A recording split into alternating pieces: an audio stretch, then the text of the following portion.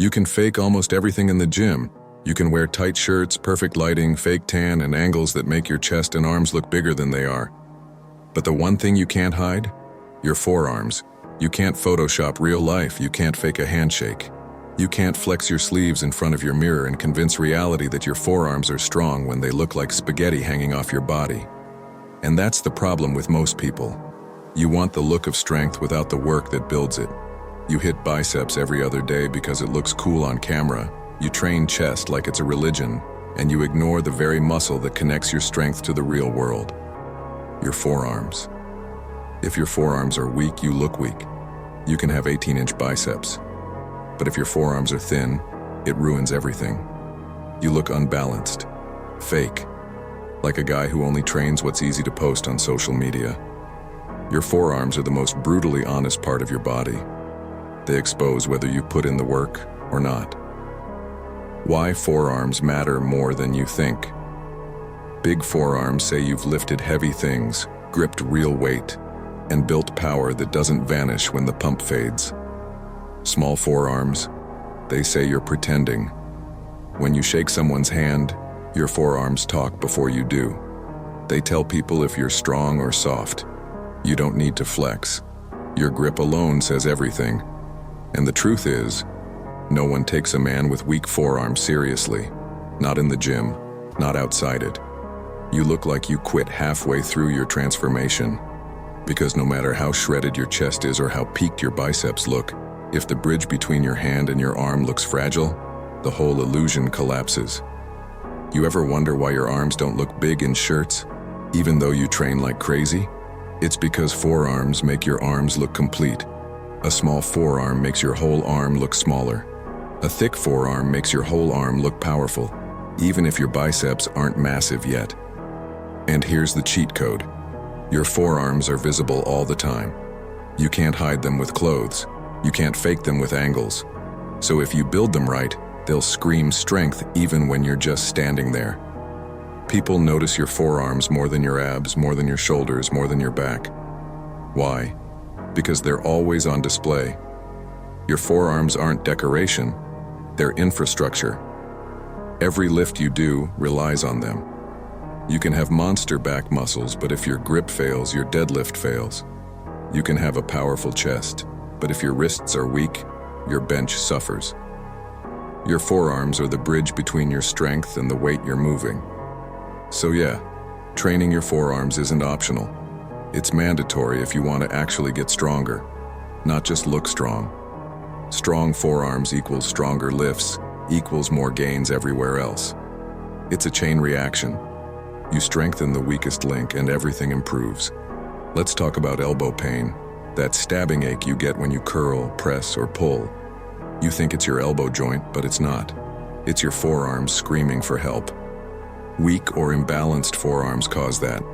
You've got one side overdeveloped, one side neglected, and your tendons are paying the price.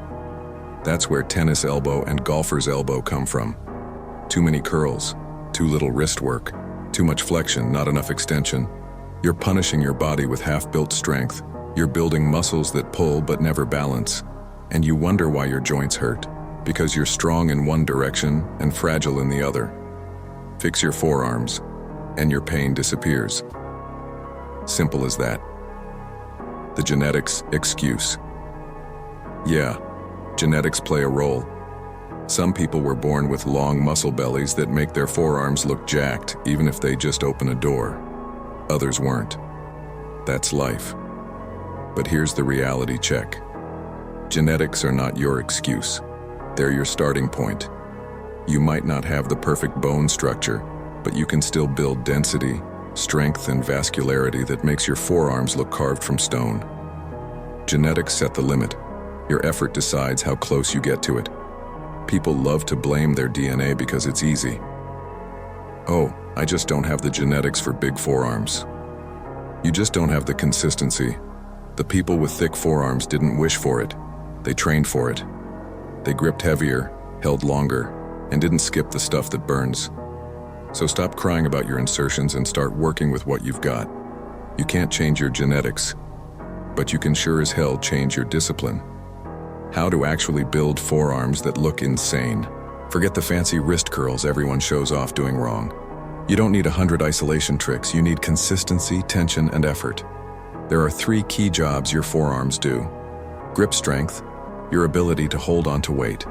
Flexion and extension, the bending and straightening of your wrists. Stabilization, keeping your wrists and elbows solid during every movement. If you train those 3, your forearms grow. You don't even need machines or cables. You can train your forearms with a damn bucket of rice if you have to. But we'll get to that.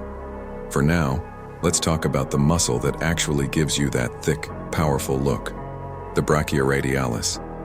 It's the beast on the top of your forearm, right below your elbow.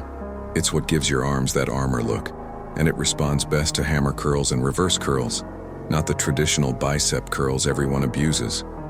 Hammer curls with dumbbells, cables, or ropes. Keep your palms facing each other. Reverse curls, palms down, full range of motion, control the weight. These 2 exercises will do more for your forearm aesthetics than any overpriced forearm workout plan ever could.